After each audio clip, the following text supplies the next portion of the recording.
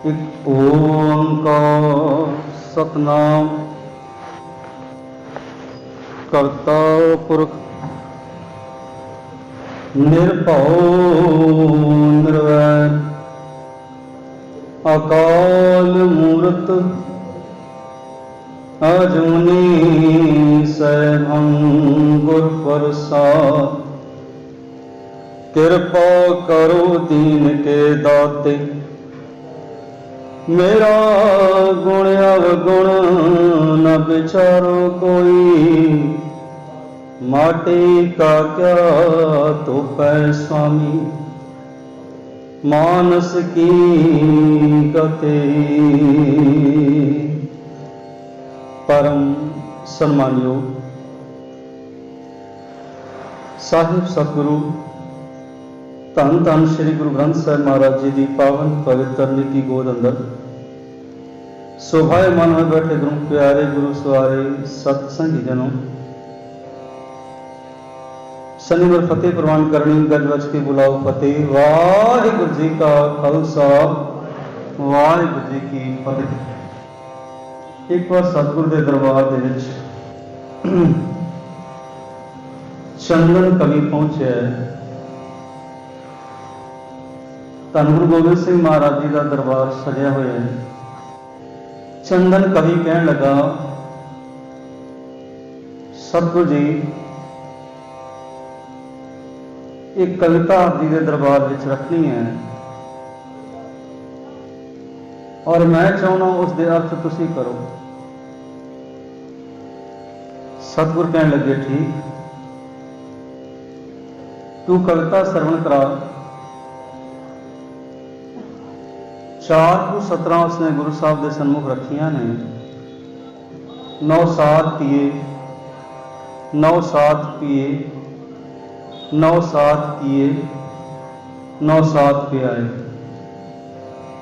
9-7 रचे 9-7 बधे 9-7 जिया पैदायक पाए। जीत कला 9-7 की 9-7 के मुख अंचल छाए।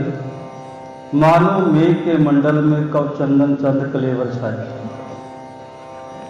ये 4 पंक्तियां उसने सतगुरु के सन्मुख रखिया ने। सतगुरु मुस्कुरा पे चल गया चंदन कवि, इस कविता के अर्थ मैं नहीं बल्कि मेरा घर ही करेगा। तन्ना घर सतगुरु जी कविता से मैं बहुत समा लाया है, बहुत दिन लाए ने, बल्कि कई महीने लाए ने इसको रचन लग्या। पर आप जी कह रहे हो कि एक घर ही इसके अर्थ करेगा। मेरी कविता के अर्थ कोई घर भी कर सकता है। कहने लगे हाँ। सिखा क्या जाओ धन्ने घाड़ी को बुला के लियाओ ਜਿਹੜੇ ਅਸਤਬਲ ਦੇ ਵਿੱਚ सेवा कर रहे हैं घोड़िया की। धन्ने काई को सिख पहुंचे ने और सतगुरु जी का हुक्म उन्होंने अगे रखे है।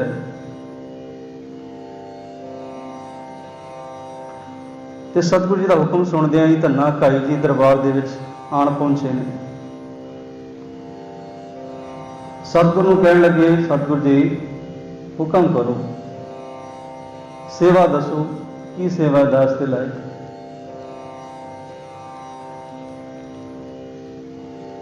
सतगुरु कहने लगे, धन्ना भाई आ चंदन कवि आया है, इसने कविता रखी है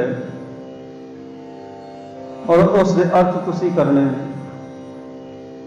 धन्ना भाई जी कहने लगे, सतगुरु जी मैनू घाह पट्ठे का तो पता है, मैनू घोड़िया की सेवा का पता है। घोड़िया दी एक किस्म पुछो तो वह भी दस देंगा।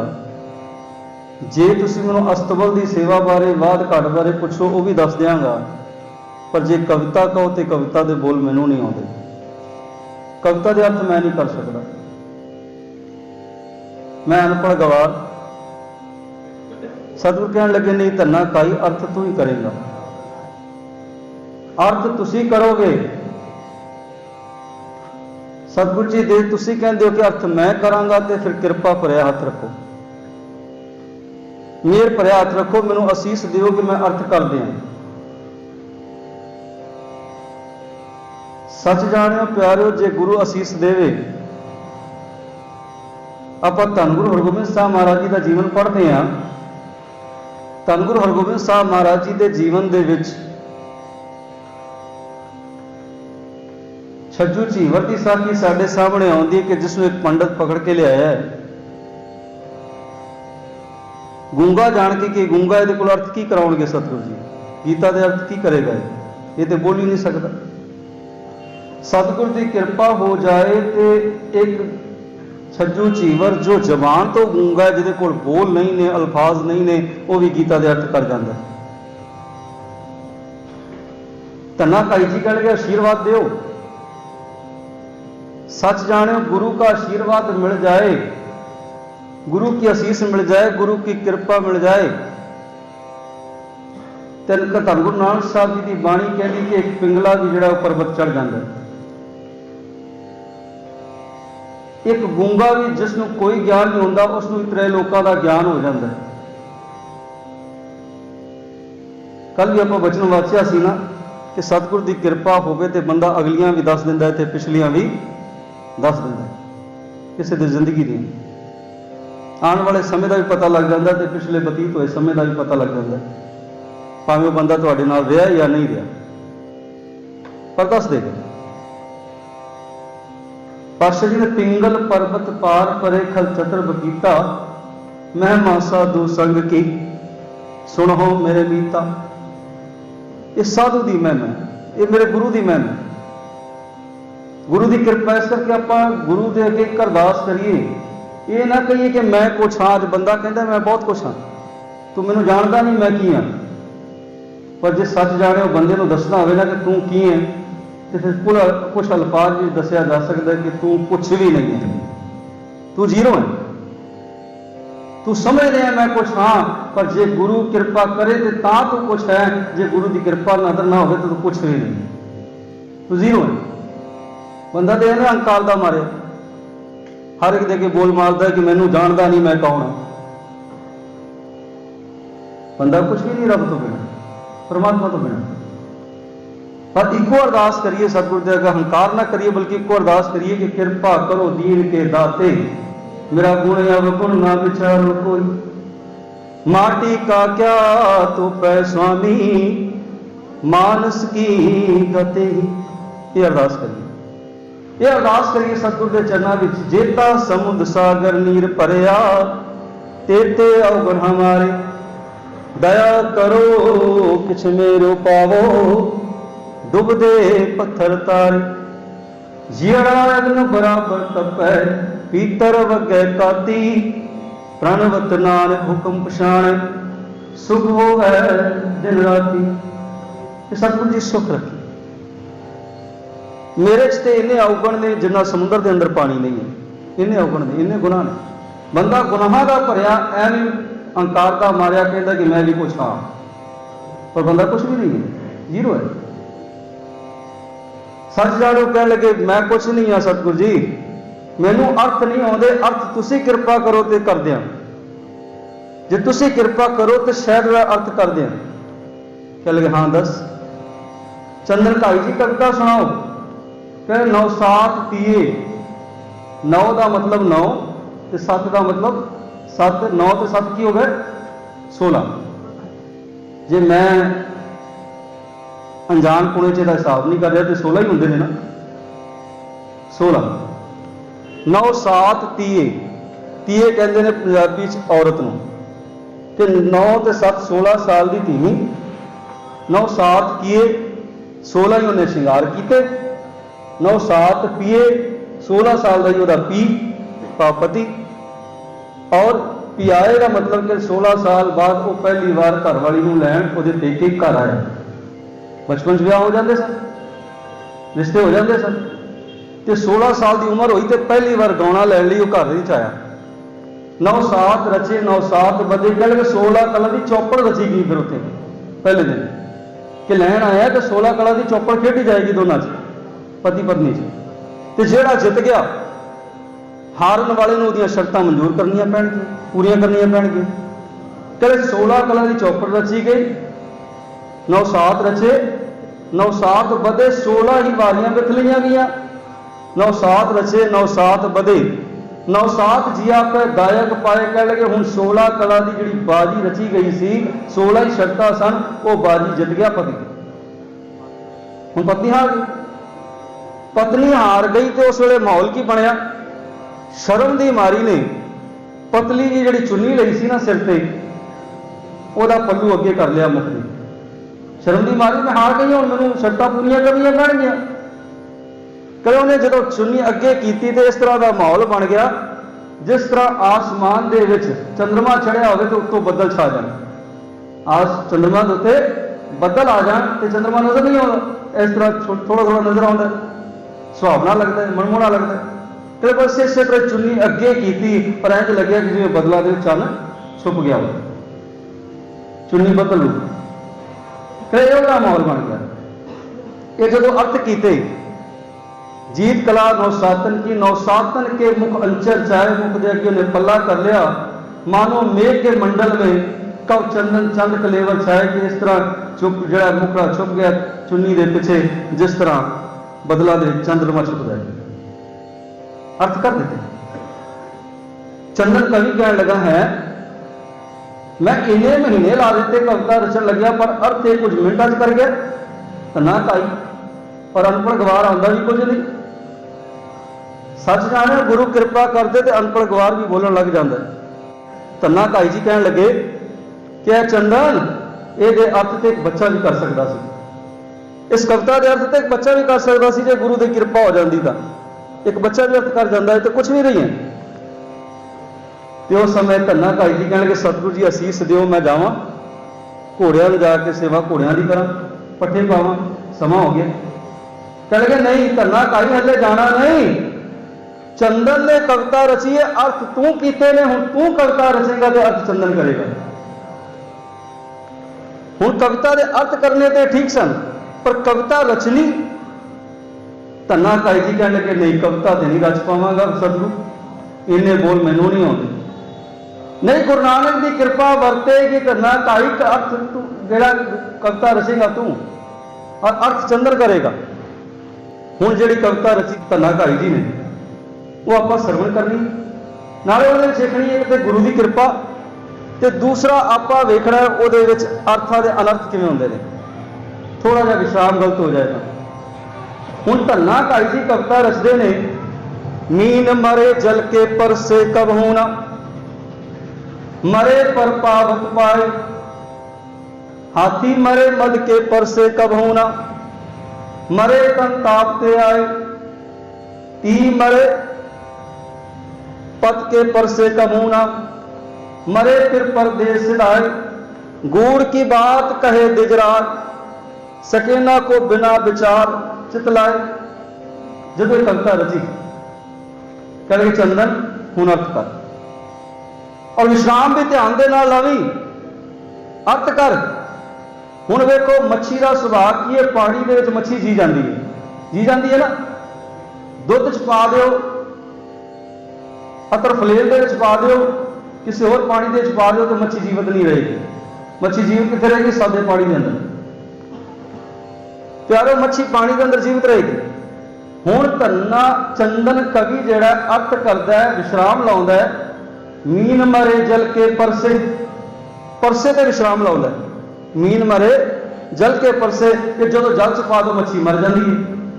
कबू ना मरे पर पावत पाए, पावत कहते अग, कहते अग दे पा दो मच्छी जी जाती।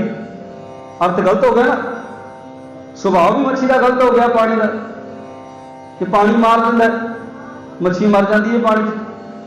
हुण विश्राम गलत थां ते लाया तो अर्थ भी गलत हो गए। ते अगे अर्थ करता है हाथी मरे मद के परसे, जदों हाथी नूं नशा पिया दो तो मर जाता है। ते कबू ना मरे तन ताप ते आए, जदों ताप चढ़ जाए हाथी नहीं मरता।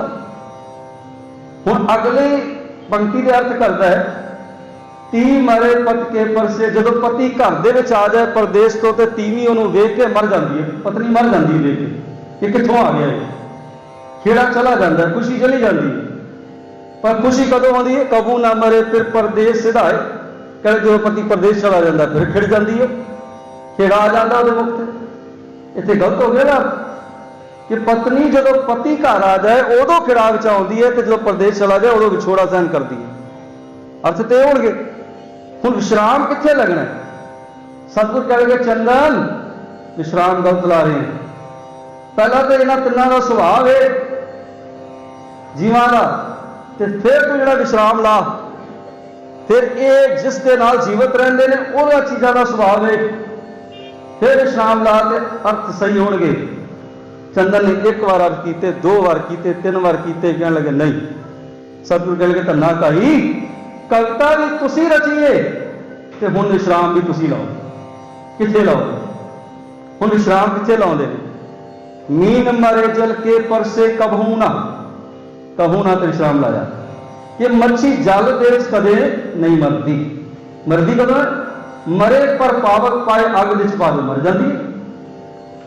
प्यारो दूसरी पंक्ति दे अर्थ कीते, हाथी मरे मद के परसे कबहू ना, नशा पिया दो हाथी कदे नहीं मरता। मरदा कदों है? मरे तन ताप ते आए, ताप चढ़ गए हाथी मर जाता है। हुण तीसरी पंक्ति दे वो विश्राम लाउंदे ने कि ती मरे पत के परसे कबहू ना, कि पति दे परसे कदे भी तीनी मरदी नहीं। मरदी कदों है? फिर परदेस सिधाए। हुण विश्राम सही लगा तो अर्थ भी सही हो गया ना, नहीं तो अर्थों के अनर्थ हो गए सन। जीवां दे नाल समझ जिहड़ा टुट गया सी, निकल गया सी। प्यारो इसे तरह ही मैं हूँ एक आखिरी गल ते आना चाहना कि किस खिमा चाहांगा कि आप जो बाणी पढ़ते हैं ना, तो बाणी भावें थोड़ी पढ़िए पर विश्राम देख के लगे। कन्ना कित्थे लगना है, कित्थे नहीं लगना, ए की मात्रा कित्थे लगनी है, ए की मात्रा कित्थे उच्चारण होनी है, कित्थे नहीं होनी, तत्ता मुक्ता कित्थे या औंकड़ कित्थे है, ब्यारी सियारी किवें लगनी है, किवें उच्चारण होना है, ये सारियां गल्लां सानूं वेखणियां पैणगीआं गुरबाणी पढ़दिआं होइआं। ਇਹਦੇ ਲਈ ਸਾਨੂੰ व्याकरण पढ़नी पेगी। एक पंक्ति मैं आप जी की नज़र कर दिया, एक पंक्ति आप जी की नज़र कर दिया और वह विश्राम तुसीं लाओ कित्थे लगता है। और अजकल के पाठी, अजकल के पाठ करने वाले या आप पाठ करिए जाने अनजाने अर्थ वो गलत हो जाते हैं, विश्राम गलत लगता है। हुण एक पंक्ति आप जी के सन्मुख रखांगा, गुरु अर्जन जिन्होंने इतिहास पता है वो ਇਹਦਾ विश्राम लाओ कित्थे लाओगे। गुरु अर्जन घर गुरु रामदास भगत उतर आए, हुण कित्थे विश्राम लाओगे। गुरु अर्जन घर गुरु रामदास भगत उतर आए। गुरु अर्जन साहब किहदे सपुत्र ने? पहले तो सानूं ये पता होना चाहिए उन्होंने पिता जी कौन ने, की नाम है उन्होंने और उन्होंने नाम भी पिछे है। गुरु अर्जन साहब के पिता जी ने गुरु रामदास। जे आप विश्राम लाने गुरु अर्जन घर ते विश्राम लाने तो की हो जाएगा? गुरु अर्जन साहब के घर रामदास भगत उतर आया, रामदास जी भगत बन के आ गए। पुत्र के घर प्यो ने जन्म लिया, ये हो जाएगा अर्थ गलत हो गए, पढ़िया नहीं जाता है। गुरु अर्जन घर गुरु रामदास भगत उतर आयो, ना सुनने वाला समझता है ना पढ़ने वाला समझता है कि अर्थ में गलत कर रहे हैं, उच्चारण में गलत कर रहे हैं। पर उच्चारण की होगा गुरु अर्जन घर गुरु रामदास भगत उतर आया, कि गुरु अर्जन साहब जी गुरु रामदास जी के घर भगत बन के आ गए। ये अर्थ इतने विश्राम लगेगा। और एक पंक्ति कह के मैं क्षमा चाहवा कि सतगुरु जी ने एक सिख में ताड़ना की सी, वो बाणी की पंक्ति पढ़ रहा, करते की मित करता जाने के जाने गुरसूरा। वो पंक्ति पढ़ रहे है के, पर उथे है कै। के बोली आती है जम्मू कश्मीर के कर रहे हैं, के खा रहे हैं, के पी रहे हैं, के काम कर रहे हैं, इदा कहने। पर कह है तो कह का मतलब है जहां तो गुरु जानता या करता जानता, उसकी मित होर कोई नहीं जानता। पर जे आप के पढ़ देंगे तो यह आएगा कि करते की मित करता ही जानता है, गुरु कुछ भी नहीं जानता, अर्थ गलत हो जाएंगे। इसलिए प्यारो बाणी पढ़िए, थोड़ी पढ़िए, एक अखर पढ़िए पर पूरा शुद्ध स्पष्ट पढ़िए, ध्यान नाल पढ़िए ताकि बाणी के अर्थ के अनर्थ भी ना हो तो गुरु की कृपा भी सानू मिल जाए। सतगुर कृपा कर मेरे पर याद रखन, चढ़दियां कला बख्शिश कर। रात का समा भी हो चुका है तो सजन भी आ चुके हैं जिन्होंने हाजिरी भरनी है। इतने को बसना ਦੇ ਨਾਲ ਆਪ ਹੁਕਮ ਦੇ ਰਚਕਾਂ ਔਰ ਗੁਰੂ ਬਖਸ਼ਿਸ਼ ਕੀਤੀ ਹੋਈ ਫਤਿਹ ਪ੍ਰਵਾਨ ਕਰੋ ਜੀ। ਵਾਹਿਗੁਰੂ ਜੀ ਕਾ ਖਾਲਸਾ ਵਾਹਿਗੁਰੂ ਵਾਹਿਗੁਰੂ ਜੀ ਕੀ ਫਤਿਹ। ਇਹ ਸਾਨੂੰ ਗਿਆਨੀ ਬਲਵੰਤ